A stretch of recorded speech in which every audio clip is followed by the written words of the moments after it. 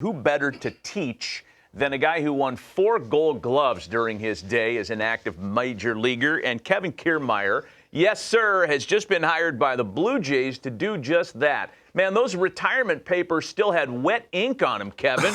And now you're hired to be an instructor. Way to go. Congrats. Yeah, thank you. As time went on, I planned on taking a year off completely. But I said, let me try to sit here and reach out to some teams and do like a dream contract for me where I still have the freedom and flexibility to be a dad, husband, all that stuff that I've wanted to do full time for a long time now. But at the same time, if I can stick around in a very part-time capacity and just offer my services and be at the field, that's going to make me the happiest and the best man I can be. So it's a great gig, great thing for me, and I can't wait to show everybody what I have to offer. Kevin's got amazing family, great wife. You know, she was like, Kevin, you ain't sitting around here all day. Yeah, You're wearing exactly. me out. You're wearing us out. Too much energy. Too much energy. Too much energy, and I need to. I got too much. I've learned so much over my career. You got too much knowledge, bro. You do. Too much knowledge. I want to ask you a couple questions. Defense. Outfield defense is my thing, and I just want to teach it to the next group of players coming up. And now I'll be able to do that with the guys in the Blue Jays from top to bottom, and I can't wait to get it going. You know, a few years ago, you were at Tampa at the time, and I went to Tampa and did a little teaching tutorial with you. You were teaching me how to play the outfield. We did a little thing for play ball, I think, at the time. But even then, you knew your craft, and you knew what you were doing, and you could easily teach that. So when did you, as a player, start thinking about what you're learning, how to apply it, and then be able to be able to teach it in a sense? Yeah, I've been going to University of Tampa every offseason of my career, and I work with their outfielders there, and then I realized that I really like teaching it and showing guys things that I do or things that help me out there, and then you see something click with a young college kid, and that made me feel really good. And then I would do it with minor leaguers over the years while I was in the big leagues. And then, when teammates would come up and ask me questions, it's the ultimate compliment, and that's what I always want. I said, hey, of all things in baseball, like when it comes to outfield defense, I know, and I feel like I know more than most, and I want people to come ask me questions and be a sponge when it comes to me. And but once again, I get great amount of satisfaction from helping people, always have, and now I get to do that full time, and I don't have to get ready for games anymore, put my body through what I did all them years, and now I just get to teach it from a different lens. And I know that I could help out a lot of people, and that's what I look forward to. So last thing, and then Matt's going to dive into something else, and I'm going to use an example for me. I'd played 10 years in the big leagues, and I went to Baltimore and I played with Cal Ripken. And a ball hit in the gap in spring training, Cal was like, you know where that ball is. Look back and see the runner. Don't tell me second, third. I'm already looking. I already know. Yeah. I can anticipate it. So that said, I'm learning that. Everybody's like, 2, 2, 3, 3. You don't need it. You can see yourself where that ball's at and look back and see where that runner is and gauge it and line yourself up. I was 10 years in, and Cal was teaching me that. So let me ask you, you do enough drills, you're teaching other things. What are people teaching that really is being taught wrong that you would change? Well, there's a few things, but I think doing drills, and if you're going to take ground balls or do things, it's practicing game speed. And I think the things that I've watched throughout my career is that, a lot of times out there in spring training, it's just you're going out there killing time, and you're doing things, but it's, you're out there on them fields that have the morning dew on the grass, and it's 9:30 a.m. and you're saying, okay, guys, do this. Then we got team defense and batting practice. Then you're done.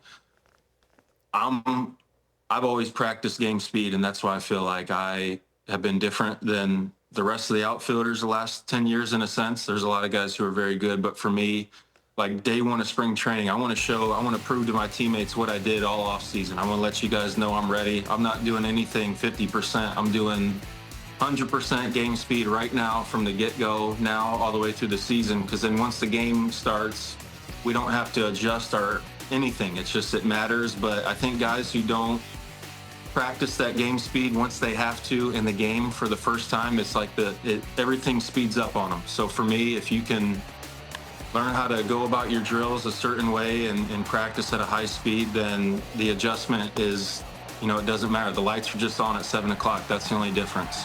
I love that. Yeah, hey, I got something for you. I got two questions for you, Kevin. Okay. And the first is one of the guys you're going to be working with now. And I'll put this out there. Now that you're retired, and Harold and I had this actual conversation not too long ago, my contention is that Dalton Varsho is the best outfielder in the sport. I love watching him play. And I can't sit here and say his DRS or his UZR is better than the next guy's. But when you put your eyes on this guy, there is something different and special about him. What for you makes him as good as he is out there? Man, what an awesome guy. I love that guy. I will say this, you think about, like, his numbers are incredible, absolutely incredible.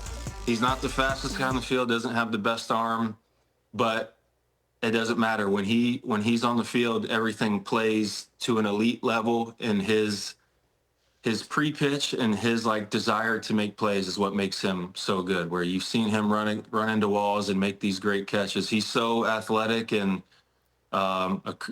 crazy. He's a freak athlete, so strong.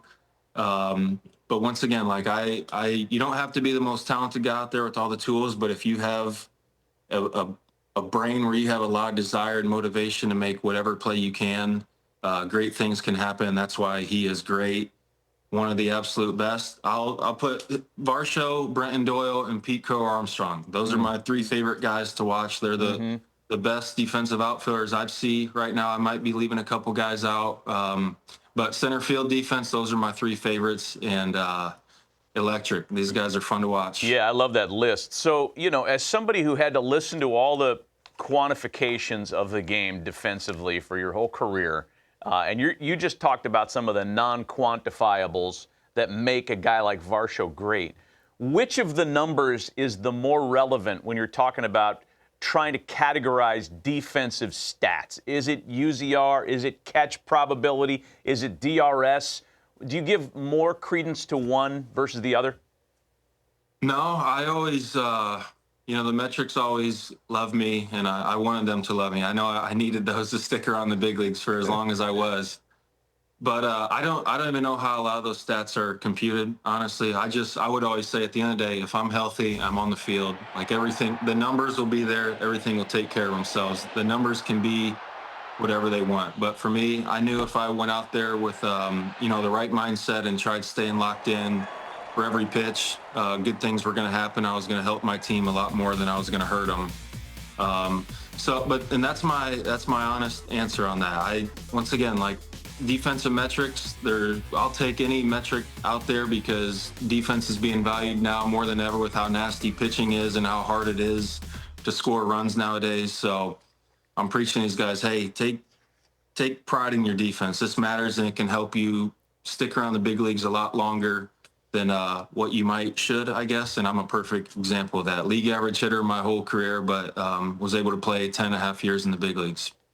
That's amazing. So I got a couple questions. I don't know how much time we have, I got another couple too. We're going to blow right through the stop sign here. Come on, let me hear them. This is fantastic. Okay. How are they going to use you in the organization? That's my first one, then I'll come back with my second one's bigger.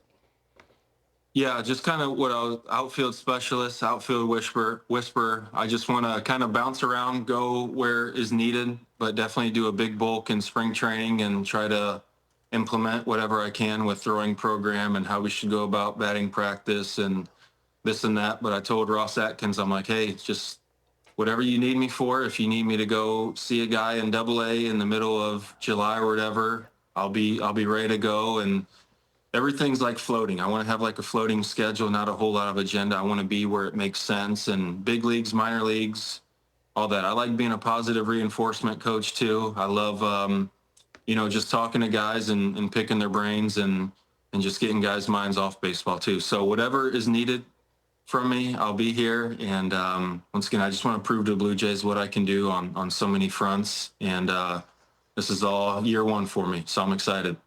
Hey, so here's my other question. It's been a couple years now. You had hip surgery, and you came back from hip, and I remember you running on the treadmill and all the hard work that you went through. I watched Chase Utley go through this, A-Rod, a few different people along the way. So we get news today that Rendon's having hip surgery.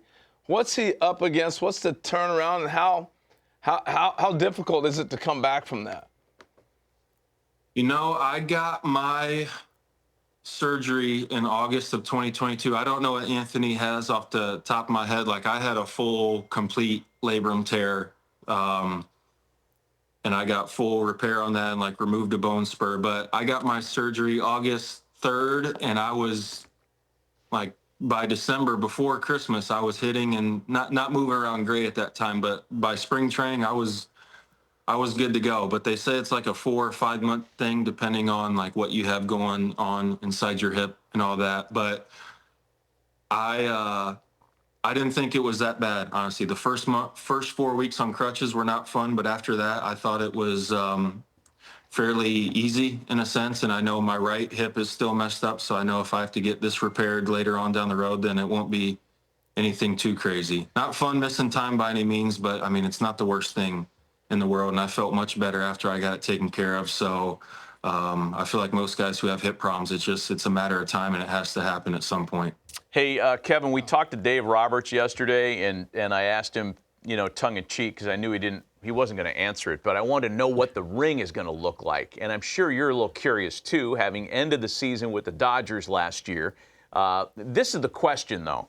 It still feels like it was yesterday when you took Clayton Kershaw deep in Game 1 of the 2020 World Series. And then you get traded over there. Do you talk about it with Clayton? Like, did that ever come up? It never got. It was like probably over a month or two before it actually got brought up, and like someone said something. He's like, okay, yeah, we're not gonna mention how KK took me deep or something like that. And I was never gonna break the ice on that, because he's the man. I got so much respect for him, and as a homer, I'll never forget it. It's one that I'll never forget. But I definitely wasn't gonna be the one to bring it up. But we had a laugh about it, and it was cool. There's some great guys over there in LA, and they treated me great. So a lot of laughs, a lot of great time with them boys, and champ forever because of them. I think you probably played that. Anyway, you probably played that right with Clayton, by the way. That was the absolute respect. Yeah. I wasn't gonna go out of line and talk to a Hall of Famer like that. Once Dig again, yourself, though, dude. Dig yourself. I was definitely not about to be that guy. Here it is. Here it bring is. It up. Yeah. We're gonna show it just because there it is. Yeah, that was an incredible feeling. Hey, Kevin. Way to go, dude. Incredible career, bro. Incredible career. What a big moment. And I've just enjoyed getting to know you. Thank you, and we'll be talking a lot more, I'm sure.